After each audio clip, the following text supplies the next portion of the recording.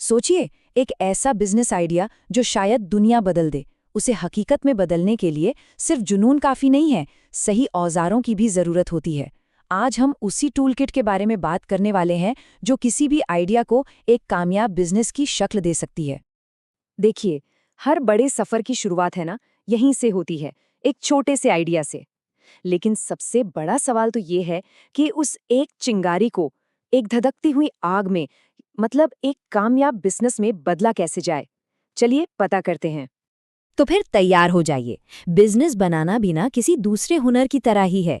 इसके लिए सही औजारों का एक पूरा सेट चाहिए होता है, और आज हम मिलके वो ही टूलकिट बनाने वाले हैं। इस पूरी चर्चा में हम 4 सबसे जरूरी औजारों पर नजर डालेंगे। पहला है वो स्पार्क, जिससे कोई आइडिया भीड़ से अलग दिखे। दूसरा, वो ब्लूप्रिंट, जो हमें रास्ता दिखाएगा। तीसरा, वो पाथ जिस पर चलना है। और चौथा, वो हर्डल्स जिनसे हमें बचना है। तो चलिए पहले औजार से शुरू करते हैं। तो हमारा पहला टूल है द स्पार्क। देखिए, हर बड़ा बिजनेस एक खास जगह की पहचान करके शुरू होता है, जहां वो अपनी छाप छोड़ सके। और इसी को मार्केटिंग की भाषा में कहते हैं नीश। एक नीश असल में एक बहुत बड़े बाजार का एक छोटा और ज्यादा खास हिस्सा होता है। जैसे इंस्टाग्राम के आंकड़ों में दिख रहा है, ब्यूटी, फैशन, हेल्थ, ये सब बहुत बड़े मैदान हैं। लेकिन जरा सोचिए, ब्यूटी के इतने बड़े समंदर में सिर्फ सेंसिटिव स्किन के लिए ऑर्गेनिक स्किन केयर पर फोकस करना कैसे आपको भीड़ से एकदम अलग कर सकता है? यही है नीश की ताकत। और ये आंकड़ा तो इस बात को और भी साफ कर देता है। अकेले फैशन का बाजार ही खरबों डॉलर का है। अब क्या कोई नया बिजनेस इतने बड़े महासागर में हर किसी से मुकाबला कर सकता है? शायद नहीं। यहीं पर अपनी छोटी लेकिन गहरी नदी, मतलब अपनी नीश खोजना एक गेम चेंजर बन जाता है। तो एक नीश चुनने का फायदा क्या है? इसे ऐसे समझिए, एक विशाल समुद्र में छोटी मछली होने से बेहतर है एक छोटे तालाब की बड़ी मछली बनना। कंपटीशन कम हो जाता है, ग्राहकों का भरोसा जीतना आसान हो जाता है, और उस एक विषय का एक्सपर्ट बनना मुमकिन हो जाता है। ये एक मजबूत नींव बनाने जैसा है जिस पर एक बहुत बड़ी इमारत खड़ी की जा सके। ठीक है, तो स्पार्क मिल गया।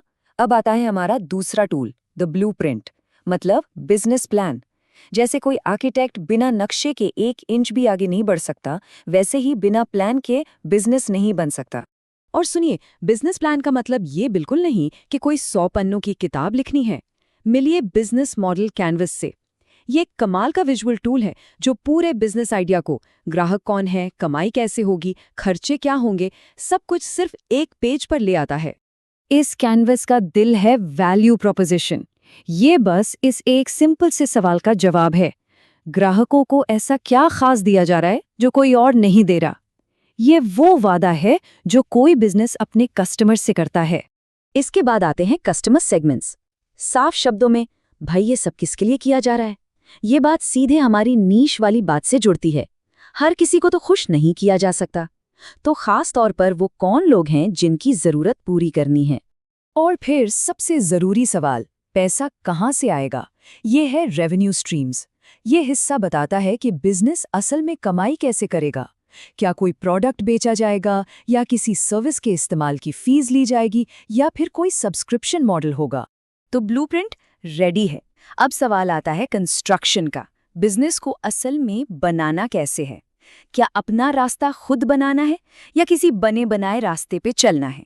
ये है हमारा तीसरा टूल, द पाथ। मोटे तौर पर 2 रास्ते हैं। पहला, एक अनजाने पहाड़ पर अपनी पगडंडी खुद बनाना। इसमें पूरी आज़ादी है, हर फैसला अपना है, लेकिन हाँ, जोखिम भी ज्यादा है। दूसरा है किसी बने बनाए हाईवे पर चलना, यानी फ्रेंचाइजिंग। यहाँ एक कामयाब मॉडल पहले से मौजूद है, जिससे जोखिम तो कम हो जाता है, लेकिन सड़क के नियमों का पालन भी करना पड़ता है। और यहाँ तक कि फ्रेंचाइजिंग जैसे बने बनाए रास्ते में भी कई गलियां हैं, जैसे एफओएफओ मॉडल, जहां मालिक और चलाने वाला दोनों फ्रेंचाइजी हैं। सीओसीओ, जहां सब कुछ कंपनी का है। और एफओसीओ, जहां मालिक तो फ्रेंचाइजी है पर चलाएगी कंपनी। हर मॉडल में कंट्रोल और इन्वेस्टमेंट का लेवल अलग अलग है, जो दिखाता है कि हर कदम पर सही चुनाव करना कितना जरूरी है। और अब हमारी टूलकिट का आखिरी, लेकिन शायद सबसे जरूरी टूल, द हर्डल्स।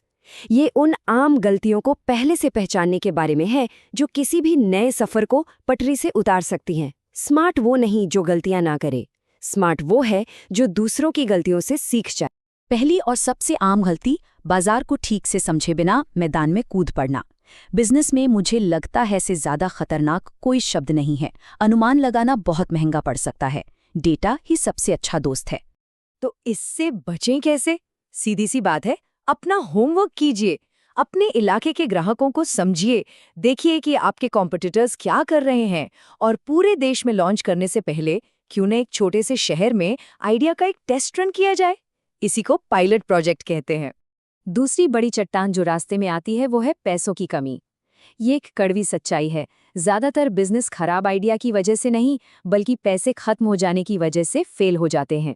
इसका समाधान है एक मजबूत फाइनेंशियल प्लान। इसे एक रोड ट्रिप की तरह सोचिए।